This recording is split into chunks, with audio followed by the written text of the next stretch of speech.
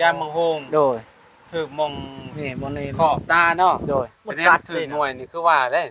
ถึกน้อยแน่วัน ถึ นี้ กหน่วยพร้อมโดยแซ่บเลยวันนี้คอยนอนมือเลยวันนี้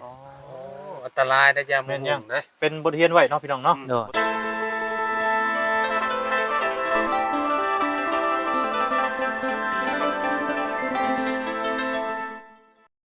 น้องพี่น้องก่อนกลับบ้านกลับซองพี่น้องก็มาเยี่ยมมายามมาแวะนี่แหละพี่น้องเพื่อนน้องไซเนาะสบายดีเด้อพ่อแม่พี่น้อง FC กันเบิดสุขุสุคนเนาะพี่น้องบ่ว่าสิอยู่ไกลหรืออยู่ไกลบ่ว่าสิเป็นพี่น้องฝั่งลาวฝั่งไทยมื้อนี้ก็มาพบกับบ่าวน้อยเสียงลายคือเก่าคือเดิมพี่น้องเนาะนี่แหละพี่น้องมาเบิ่งเพื่อนชาติเพิ่นก่อนเนาะเทพื้นเทหยังแล้วล่ะบ่เนาะพี่น้องก็อยู่นี่เด้แข็งแล้วพี่น้องเอ้ยแข็งเรียบร้อยแล้วยังได้เขาจอดอยู่บ้านเนาะโอ้เดี๋ยวผมก่อนแข็งครับล่ะมันเป็นเรื่องง่ายๆเนาะอยู่สบายดีเด้ออาจารย์เด้อเอานอนชาวบ้านเนาะบ่นอนแม่นเยี่ยมมายามเอาเป็นคนนี่ก่อนตัวตำนี่บ่ได้จับปุ๊บตาสบายดีคนน้อยคนน้อยนอนบ่คนน้อยนะครับบ่เอ้ามันบ่ได้นอนเนาะหนาวเป็นหน่อยเนาะใครอยู่ห้อนใครตัวห้อนเนาะเอามาหาสามีต้องดาวก่อนหน่อยเนาะโอ้สบายดีเด้อโอ้คนเล็กมาดิว้าวจะตื่นเทย่างเบิ่งนี่เอ้าเป็นยังน่ะตาเป็นยังงานถึกย่างมังหุ่งเมื่อวานนี่โอ้ยำหุ่งโหแห้งเนาะยำหุ่งเนาะเอามังหุ่งมันชุ่มเด้โอ้แน่นี่มันถึกตาลึกเนาะย่อยใส่ศึกษาโดยแม่นล่ะถึกยามมงโฮงโดยถึกมงนี่บ่นี่ขอบตาเนาะโดยเป็นแนวถึกหน่วยนี่คือว่าได้ถึกน้อยแน่วันนี้ถึกหน่วยพร้อมโดยแซ่บเลยวันนี้คอยนอนมือเลยวันนี้อันตรายได้ยามมงโฮงเด้เป็นบทเรียนไว้เนาะพี่น้องเนาะบ่ต้องไปช่องมันบัดนี้บักเอาเลยคะแนนว่าอันนั้นเฮาก็เอาไม้สู้เฮาก็ได้ไม่แล้วเอาอย่างนี้มันหยุดอันนั้นเนาะแต่มันมีลมเห็นลมพัดมาปิ้วถึกตาบ่ต้องต่อยมันบักอันนี้เห็นบ่ต้องต่อยบักเอาบ่เอามาหุ้มภาคให้อันนั้นบ่าวอันนั้นเมื่อเป็นคนอันนั้นตายอยู่พุ่นบ่โดยแม่นล่ะโดยคนขึ้นมายืมรถไทยเพิ่นรถไทยบนหินไว้อยู่นี่โดยอยากเฮ็ดห้องน้ำโดยแม่นล่ะห้องน้ำคือมีมาบ่ได้แนวใดมีทางลุงนวดแล้วอันนั้นชื่อปูนกับบ่แม่นชื่อดินบล็อกกับเสาเหรอดินบล็อกกับเสาโดยแต่ว่าบ่พอบ่เลยโดยบ่พอแบบว่ามีขาช้างอย่างนี้นะขาช้างนี่ต้องราคาเท่าไหร่ซะจักเฮาก็บ่ฮู้กันตอนนี้ห้องน้ำที่ชัก4ทุ่มก่อจ้างประมาณ3ล้าน3ล้าน5ได้เนาะประมาณนี้แหละหรือว่า4ล้านได้ประมาณมันก็อยู่น้ำขนาดใหญ่ขนาดน้อยได้ได้คะแนนว่าใหญ่มันก็แพงคะแนนว่า2คูณ2น่ะขอจ้างอยู่บ้านนั่นน่ะคือประมาณ3ล้านก็เจ้าเอาโบกน้ำได้อยู่บ้านนั่นน่ะเด้บ้านอะไรนี่นะอะไรเขาเงึดกันอันนั้นแต่บ้านเพิ่นเห็นเฮาใช้เป็นตาโอ้ใช้กันแบบว่าเจ็บตาเมื่อวานนี้เฮาแนมบ่ได้เลยวันแสบตาน้ำตาออกตลอดมื้อนี้ไข้แน่มื้อนี้เจ้าซื้อยาหยอดตามาหยอดน้ำซื้อแล้วหยอดไปแล้วบ่โดยมันจะพาจะใครเนี่ยเนาะคันว่ามันบ่หยอดมันหายยากเลยพี่น้อยเนาะแม่นตาเฮาก็สิมัวตาผ่ามัวกว่าแล้วเนาะนี่นะมันยังเนาะตาแม่นกินข้าวกินน้ำแล้วบ่มาแต่คนบ่แม่นกินมาแต่เฮือนน้องน้ำเพราะว่าอยู่เฮือนน้องน้ำมื้อนี้เด้ก็สิได้นี่แหละมาบอกเจ้าน้ำโดยมื้อนี้กลับบ้านเดินทางกลับบ้านแล้วมื้อนี้เนาะมื้อ2-3 มื้อพุ่นแหละเนาะใกล้สิขึ้นบ้านน้องไซบ่าวบุญคงพุ่นแหละพี่น้องเนาะจังสิเดินทางมาใหม่พี่น้องเนาะวันที่14แล้วว่าเป๊ะแล้วว่าโดยแม่นล่ะวันที่14เลยพี่น้องเนาะคนขึ้นมาอันไหวอยู่พี่ก่อนเนาะโดยแม่นล่ะแบบว่าพี่น้องเนาะได้รถก็ได้รถเดียวนี่บ่โดยแม่นล่ะได้รถเดียวเพิ่นเทแล้วเรียบร้อยอันนี้เนาะโดย พี่น้องเนาะเราก็ขมุกขมุมเลยเนาะมือก่อนๆนะเมื่อวานนี่บ่ได้ถ่ายเพิ่นเนาะบ่ได้อัปเดตให้พ่อแม่พี่น้องเบิ่งนำกันเลยเมื่อวานนี่เนาะมีแต่มาถ่ายตอนสิกลับบ้านนี่แหละพี่น้องเนาะ ต่อแล้วเดี๋ยวไผ ต่อละ โดย ไฟมาเข้าแล้วบ่ โดย โอ้ เหลือแต่คงเจอได้นี่ แม่นแหละถ้าแต่ จ่าย คง เงินไปแล้วบ่ ยังยังบ่ได้จ่ายจะน้อยจ่ายจะน้อย เพิ่นมาเดินเรียบร้อยแล้ว โด เนาะ ยแม่นแหละ เหลือแต่ใส่คงเจอ โดย พี่น้องเนาะโอ้ใส่คงเจอนี่คือใส่ได้เลยนี่เนาะ โดย คัก ใช่มื้อเช้านี่แหละ ถือว่าเป็นข่าวดีเนาะพี่น้องเนาะ โดย พร้อมกันกับน้องบ้านน้องปุณน้ำเมื่อวานนี่บ่เนาะ บ่ปูนาเมื่อวานนี่เพิ่นมื้อเช้านี่ ของเจ้ามื้อเช้า โดยแม่น โอ้มื้อเช้านี้ มาเข้าของเจ้านี่เนาะ โดย อ้าวคักแรกซะเพื่อฮอดมื้อนั่น คันมีคอมเตอร์นี่ก็แต่พูดมาพี่แล้วคือเก่าคั่นแหละเลยใส่ว่าคันมีคอมเตอร์นี่ก็ได้แล้วแหละเรา แม่นกันมีคอมเตอร์เจ้าก็ได้ใช้แล้วแหละเจ้าก็เปิดไฟหุงจักๆแล้วเลย โดย ปานน้ำเนาะจากเขา เอาอันนี้แหละเปิดจนแล้วก็ แม่น มากหมดเลยเนาะ โดยแม่น มีน้ำก็เปิดด้วยเลยน้ำประปาหั่นนะ โดย โดย เจาะแถวนี้เจ้าว่าได้บ่จักน้ำเนาะ ตื่นนั่นเลยแทนนี้ ตื่นเฮงเลยพี่น้องน้ำ ขุดเอาก็ได้แทนนี้ ขุดเอา เขาเดียวก็เห็นเนาะยัง พุดเอาก็ได้แบบ เป็นน้ำ น้ำสร้างบ่ นำตัวนั้น เอายังบ่บก ห้องขุดห้องน้ำหันก็ ยังบ่ มีแต่ บอก ช่องเม็ดหาเม็ดหาก็มีน้ำเลยเด้ ยังบ่บกบ่ตอนนี้ เดี๋ยวนี้บ่สิบกแล้วนี่เฮาสิ ขุดล ขุด งไป ต่อ อีกเจออีกเนาะ โดย ยังบ่ฮอด2เม็ดแต่ว่านั่นน่ะว่าบ่ ยัง พอ ยังมาฮอด โอ้ขนาด เม็ ยั ด งบ่ฮ หา อดได้ฮะ นี่ มันมีน้ำ เอามื้อเอิ้นนี่ลุงมาฮอดบ่หรือจังได อัน ที่เก้า วันที่เก่ายังเฮาก็มามื้อนี้เนาะ อ๋อมื้อนี้ โดยออกมื้อนี้แต่ จบมือฮอด 9 10พุ่นแล้วเนาะฮอด ประมาณวันที่10นี่แหละโดย อืม ประมาณวันที่10นี่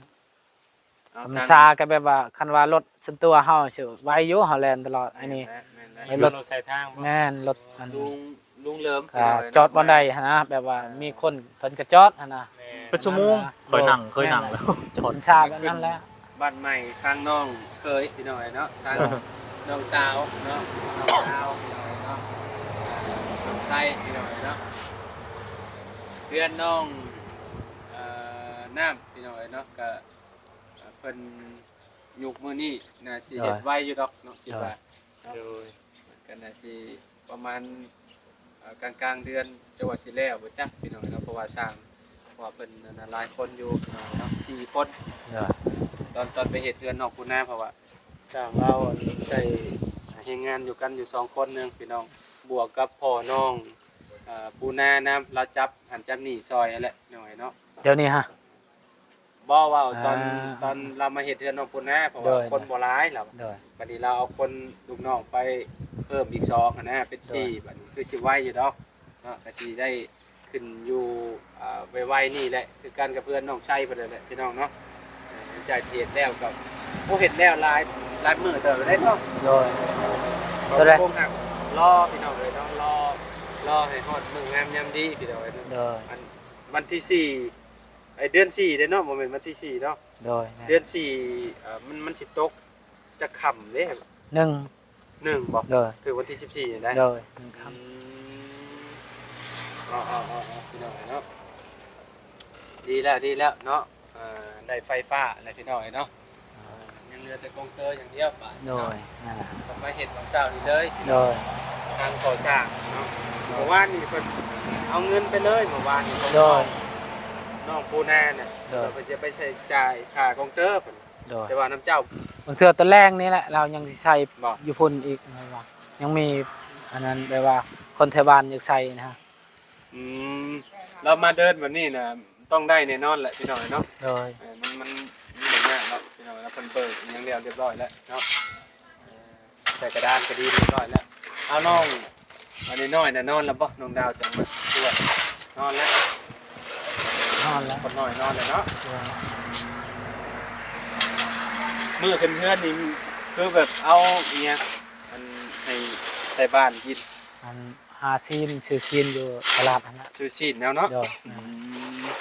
คือสิว่าวร้ายอยู่แล้วว่า จะนั้นก็ คนที่ว่าสิมาเฮือนขึ้นเฮือนขึ้น โดย ชานนั่นนะ ลายพี่น้องเขามา เฮ็ดฮีดแบบไรบ่าบุญคงเดินหอบบ่เล่นอะไร บ่นะคำว่าเดินหอบโตไอ้ว่าเดินหอบหันยานแกเคาะตีตัวน่ะฮะ ต้องเสียเคาะนำบ่ โดย ตัวจะว่าเดินหอบเดินหอบ 3ห้องก็ได้ โดย นั่น อันนี้ปลูกธรรมดาบ่ โดย ปลูกแคนธรรมดาเป็นปลูกแคนธรรมดาเนาะ โดย อ๋อแบบเพิ่นบ่อยากอันนั้นพี่น้องเนาะบ่อยากอันเสียฮีตเสียหยังเนาะบ่อยาก โดย ก็เลยเฮ็ดเอาแบบปลูกแคนธรรมดาเอาเนาะ โดย เพื่อนน้องมอนนั่นแหละเนาะ โดย สามอนนอนหนาวอยู่พุ่นนั่นแหละพี่น้องที่ว่าเฮาไปขึ้นเมื่อวานนี่แหละเนาะเจ้าสามอนขึ้นเมื่อวานนี่ โดย ป่วยละอาน่ะ แต่ยินอยู่ลุงเฮิมเพิ่นบอกคือกัน โดย ว่าเฮาแต่ว่าคาเวียกเพิ่นบ่ได้ไป รถก็รถอันเพิ่นเนาะ อืม เคยครับเนาะเจ้าเนาะรถไทยก็ได้ เค เนาะ ยอยู่แต่ว่าเฮาบ่มีแต่ว่าเคยอยู่ครับ อ๋อในเฮือนบ่ได้มีรถไถ บ่มีรถนี่ก็รถพูนรถพี่น้องนะมายืมรถ เป็นเจ้าเฮ็ดให้เฮ็ดหน้าบ่อนเพิ่นจะซื้อรถไทยนี่หรือว่า บ่ มา เรา แก่ บ่ มันแก่หยัง วันนี้บ่เราซื้อแกมันนี่แหละ อืม บ่ได้เฮ็ด ซื้อแก่มันเนาะ โดย ไปเบิ่งบ่อนสิเฮ็ดห้องน้ำเด้อจักบาท โดย นานได้นี่ หากินข้าวกินน้ำก่อนได้ บ่เป็นหยัง บ่เป็นหยังอิ่มได้วขอบใจหลาย นี่แหละ โอ้ยังมีน้ำอยู่ นั่นแหละ คง ๆน้ำเต็ม เจ้าสิเฮ็ดเป็นได้ใช่บ่เจ้าเอาท่อลง มี มี น้ำ แต่ว่าเอาทอลงแล้วก็ แม่ อันนั้นนะ ท่อลงนี่กับบ่ต้องขุดเพิ่มก็ได้เนาะ โดย ให้มันสีนูนๆขึ้นก็ได้ โดย ให้มันเลือจากอันหน้าดิน โด ป ย ระมาณจักเส้นดีพี่น้องเนาะมันก็บ่เป็นหยังดอก ก็สิขุดเพิ่มอีกมันมีน้ำแล้ว อ่า คือเก่า เพิ่มขุดเพิ่มมันมีน้ำบาด โดย เนาะก็ให้มันเลืออยู่เทิงพี่แหละเจ้าว่าได้ โดย บ่เป็นหยังดอกเนาะสิเฮ็ดขนาดจำได้ของน้ำ ยังบ่ฮู้คือกันนี่ เอา2เมตรคูณ2เมตรหาบ่ ก็ได้ก็ได้เฮายังแบบ ก็ ว่า เรีย ยั น ง มาใส่ละล่านี่ครับ โดย 2คูณ2ก็ถือว่าโอเคแล้ โด วย คุณเจ้าว่าได้ ก็ได้อยู่ คือเพื่อนน้องป้าน้องมาเด้2คูณ2นั่นขนาดปักใหญ่นี่ 2เมตรคูณ2เมตรบ่ แม่น2เมตรคูณ2เมตรนี่คะแนนมัน2เมตรคูณ2เมตร50มันก็สิใหญ่แน่นะ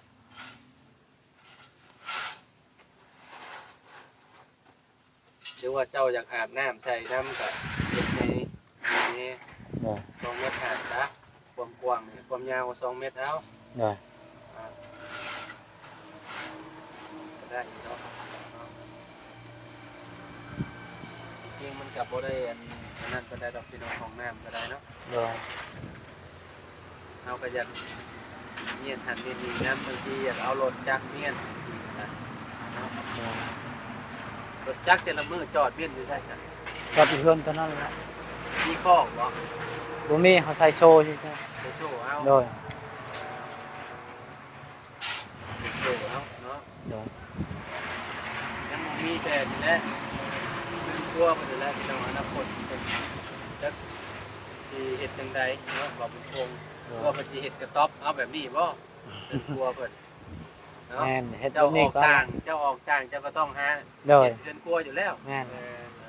บนทางพื้นทางไฟเจ้า โดย กับข้าวกับ เฮ็ด น้ำ ใหญ่กว่านี้ก็โอเคได้นี่ โดย นี่อันกระต๊อบตัวนี้น่ะ โดย ให้เฮ็ดจำนั่นก็ได้เนาะ โดย จำกระต๊อบอันคอยทางตัวนั้นน่ะพี่น้อง โดย เนาะว่าสมมุติว่ามันบ่มีเจ้าก็เจ้าสิไปดังไฟอยู่ได้บัดนี้ ก็ดังแบบนี้ละดังแบบนี้ ยามฝนเด้ ยามพ่นก็ อ่า เฮ็ดกระตุกแบบนี้แหละนี่กระตุกตัวนี้ และ นะ นี่ว่าเฮ็ดกระตูบ โดย ใหญ่กว่านี้บ่ โดย ใหญ่กว่านี้กระตูบเนาะพี่น้อง ครับ เดี๋ยวเฮ็ดเบิด3ห้องก็ตกใส่งบหลายอยู่นะมาเฮ็ดเรือนครัวกันนะเฮ็ดห้องหนึงมันก็คือบ้านน้องเอสเด้ว่าน้อย แม่น บ้านน้องเอสจะว่าโอเคบ่จักเนาะคือแบบสุ ก็โดดดารามาสิเด้เนาะ อ้าว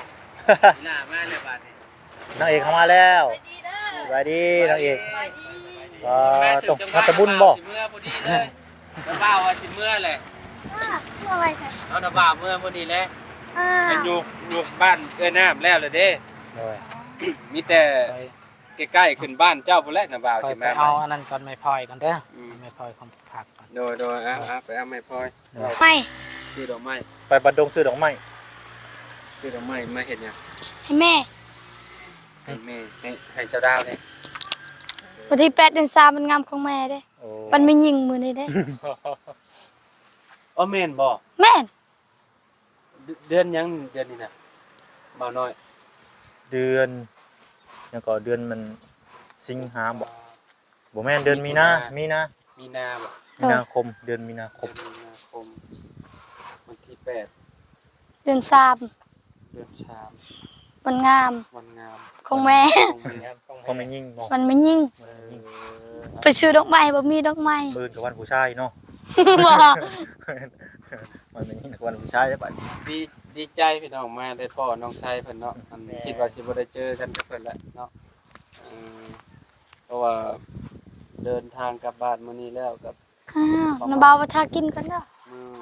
มื้อ2 3 น้าบ่าว 2-3มื้อแล้วน้าบ่าว น้าบ่าวว่า บ่ ทานเขา บ่น้าบ่าวกินมาแต่คือได้น้ำแล้วได้น้ำมันนกเดือนใหม่กับปาเกกิตาโมงปลาจันตำ อ๋อ ปลาจันตำแล้วก็ลาบหมูลาบปลา หลับปลา เอ่อ หมกปลา หมกปลาอันแล้วก็อีหยังมีอีหยังอีกบ่น้อย สกเล็ก ชกเล็กอันนั้น อัน อีหยังส้มพัก ส้มพัก แม่ โอ้ย เนาะอันนี้นะ สกเล็กแน่น่ะอาหารทะเลเด้ ว้าวแน่ว้าวพักก็ได้เนาะพี่น้อยเนาะ อาหารทะเลเด้อแนวมา ใกล้แล้วเนาะน้องชายเนาะใกล้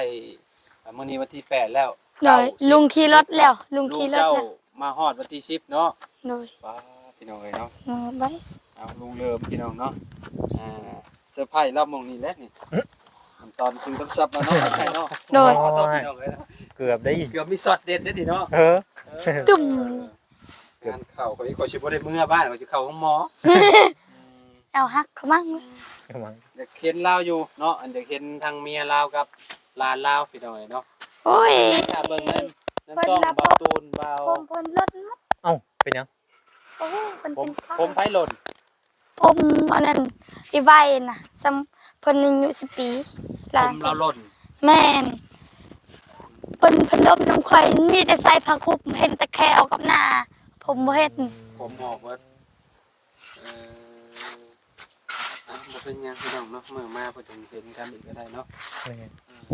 เป็นยังไงอันอื่นบ้านเฮาบ้านเฮาใช่ผ่านจะบ่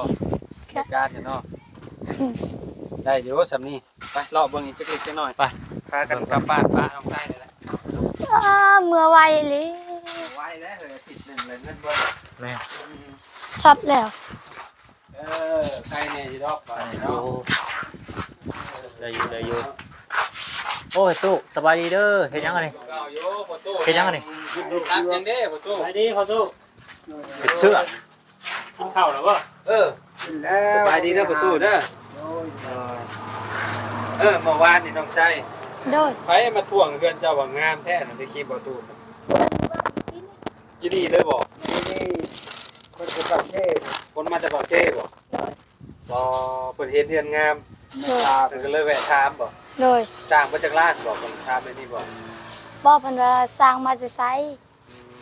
มามาตะบันเค็งร่วงบอกเพิ่นว่า เพิ่นอยากได้สร้างบ่ โดย โอ้เนาะมาพี่ละคุณเมิดนะครับเนาะ มียังเราใส่น่ะอุ้ย พี่น้องเอ้ยเนาะเทพื้นน้องชาย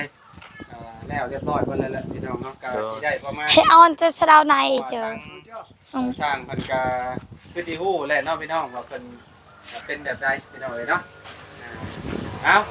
เดี๋ยวบ่าวกลับป้านเด้อบัดนี้เด้อ โดยเจนลายเด้อ โดยไว้พ่อกันมื้อหน้ามื้อในเด้อน้องหลาใส่ โด เด้อย โดย พี่น้องเนาะขอบคุณพ่อแม่พี่น้อง FC บัดทุกคนที่ติดตามและเป็นกำลังใจให้เด้อพี่น้องเด้อเอ้า ของฝาก คนละอัน ละ หมัก โอ้ อัน ยยัง ก้อยพานได้นี่เนาะได้ก้อยพานมากินแล้วว้าวหนัก กระ แท้ ดอก ขอบใจหลายป้าหนักอะดิเนาะปวดขี้เหงื่อแต่วโคบเลย นักทั้งนา ปวดขี้ดินนี่โอ้ ฝากอย่างนี้สิเนาะ บ่มีหยังเฮาบ่ได้ไปหาหยังเมื่อวานนี่เฮาไปหา อ๋อบ่เป็น ไปหาให้ ลุง นวด ขอบ เพิ่น ใจหลาย เบิ่งถึกตา โอ้ยไปเบิ่งกันยังนะ เบิ่งแล้วเบิ่งแล้วเบิ่งแล้วเพิ่นยามมาหุงย่อยใส่ตาเพิ่นบ่บุญคงเนาะดีแล้วบ่เป็นหยังหลายหั่นนะเนาะ บางคนตาบอด โอ้ยบางคนตาบอดได้ กลับแล้ว โดย กินแล้ว บ่เป็นหยังบ่เป็นหยังขอบใจหลายเด้อ กลับมาพี่ ไอ้2-3มื้อ ประมาณ2ซัมเมอร์ตู้โดยเมื่อก่อนเมื่ออันหาเมียก่อน อย่าลืมมาเฮือนคอยได้มื้อที่ บ่แย่ต้องนะบ่าวฮู้อยู่ เวลาพ่อขึ้นเรือนไปเห็นดูพูดอะไร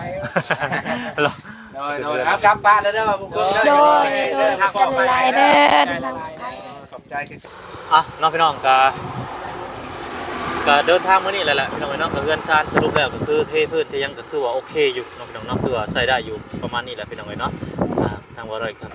ทางอาจารย์ก็สิกลับมื้อนี้เลยพี่น้องเนาะสวัสดีพี่น้องพบพ่อกันมื้อหน้ามื้อในสำหรับมื้อนี้ขอกล่าวคำว่าสบายดีพี่น้องสบายดี